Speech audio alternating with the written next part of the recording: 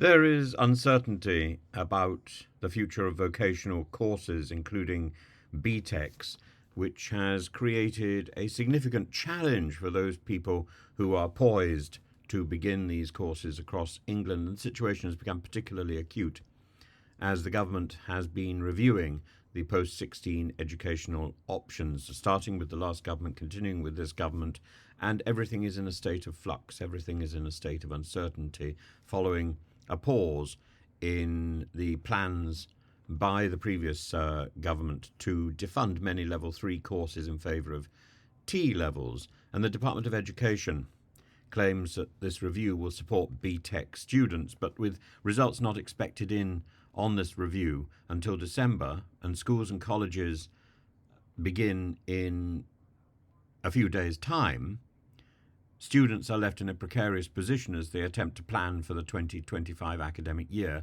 and they don't have the information.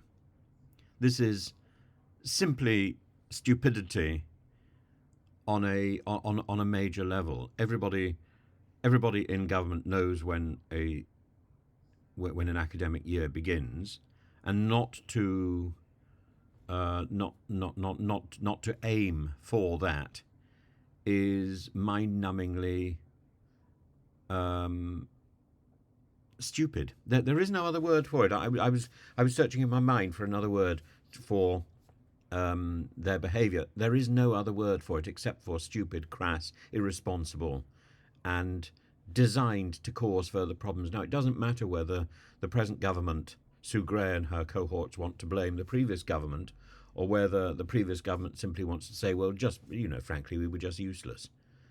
And it doesn't matter. There is in Britain one government.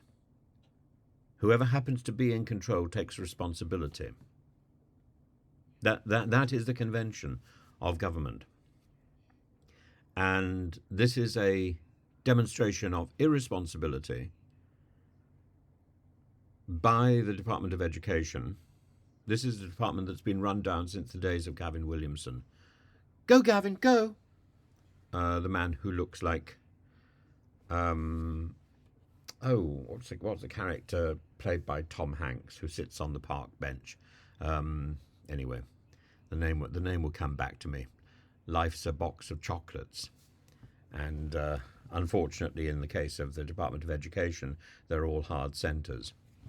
The uncertainty that has been generated has been provoked and is provoking a strong response from people who are involved in education, with 455 schools and colleges representing 1/3 of all 16 to 19-year-olds joining the Protect Student Choice campaign.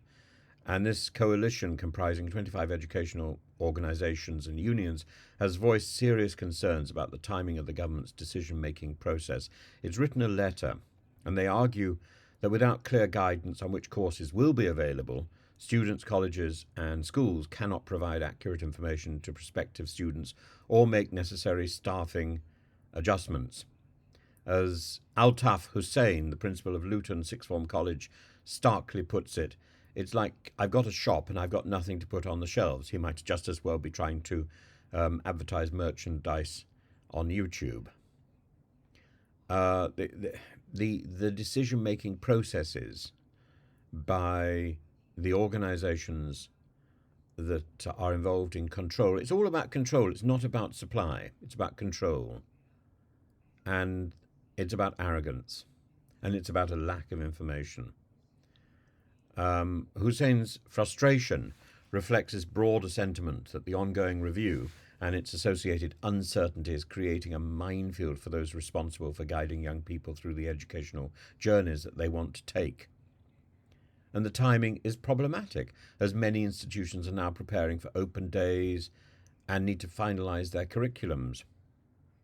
Darren Hankey, the principal of Hartlepool College of Further Education, has said that the potential chaos of this uncertainty is utterly unforgivable. If this happened in A levels, there would be an outcry. All in all, it's a bit of a mess. It's outrageous.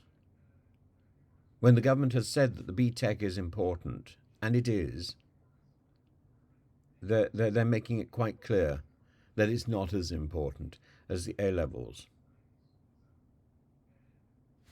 It sends out all the wrong signals, and everything should have been done.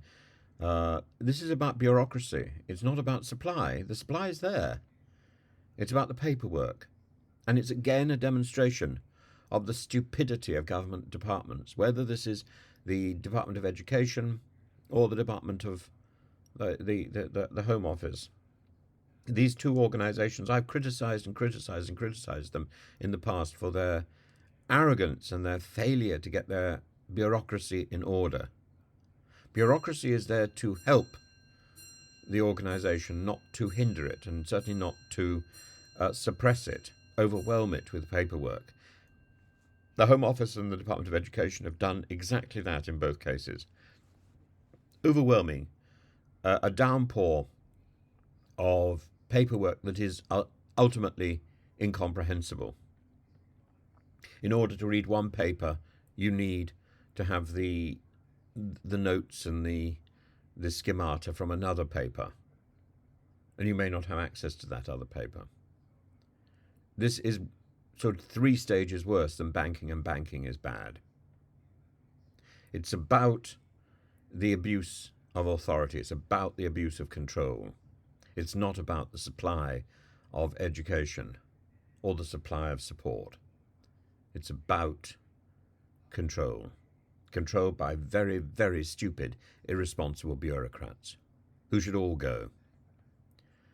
And the core issue here is the review's completion deadline of December 2024. Whoever made that deadline has clearly never done education. December 2024. How does that fit in with any academic year? It leaves colleges and schools with less than a year to implement any changes before the 2025 academic year. This compressed timeline is seen as inadequate for ensuring a smooth transition, particularly given the already troubled rollout of T-levels. These new qualifications, despite being roughly equivalent to 3 A-levels, have suffered from high dropout rates and other significant challenges, raising doubts about their readiness to replace existing established qualifications like BTECs. Yes, I think our entire educational system is in need of a serious reboot. It's not just about rebranding the BTECs or deciding which A-level subjects can and cannot be supplied. We need to rethink the way that teaching is carried out, the way that learning is conducted, and the way that qualifications are arranged, examined, and measured. In their letter to the Educational Secretary, to Bridget Phillipson, the Coalition of Schools and Colleges requested a 1-year extension to the pause on defunding applied by the general qualifications, the AGQs, such as BTECs. They argue that without this extension, young people will be unfairly disadvantaged by the rushed implementation of the reforms. And as Stuart Warden, the principal of the Brit School, emphasised, there must be a proper pause to the defunding of AGQs because the current proposal is unfair to schools, teachers, and most importantly, young people. The government's response has been to maintain that the review will certainly bring quality to the sector. However, this assurance rings hollow for many educational leaders who are already struggling to plan effectively for the future. The broader context of the issue, such as the troubled rollout of T-levels and the need for proper support for vocational education, suggests that a more considered approach is necessary. The demand for a meaningful pause is not just about administrative convenience, it's about ensuring that students receive the best possible education without being caught in the crossfire of policy shifts. In my view, the current situation underscores a recurring problem in educational policy: the tendency to allow reforms to be driven by political timelines rather than educational needs. Oh, it's Forrest Gump, isn't it? The name of the name of the film with Tom Hanks. Forrest Gump, the fellow who looks like Gavin Williamson, the former educational secretary. And the push for T-levels, while well-intentioned, has exposed significant flaws in the education system's capacity to adapt to sweeping change. It's not even sweeping. It's not even that significant a change. It's a modest realignment of bureaucracy. But the bureaucrats are defiant. What we need is genuinely sweeping change. And by not providing sufficient time for this transition, this modest transition, the government risks undermining the very goals that it seeks to achieve, namely improving vocational education, expanding opportunities for young people. Therefore, extending the pause on defunding BTECs and other AGQs is not just reasonable, it's necessary to protect the educational futures of thousands of students across the country, to give people time to plan. You don't make your plans in May, or at least we tell students, don't leave your plans until May. You should make your plans at least a year in advance. How can you if the government is too stupid, pig-headed and bone-idle, lazy, and can't get its own review in order before December? It is outrageous, and it sets an example that is unforgivable and unreasonable. We need to protect the future of students.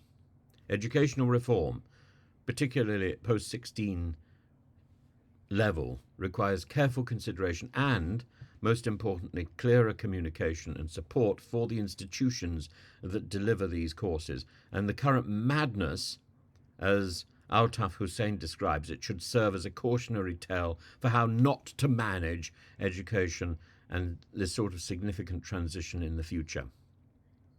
If I were marking the government for this, I would be awarding a U or a D, because this is a fail.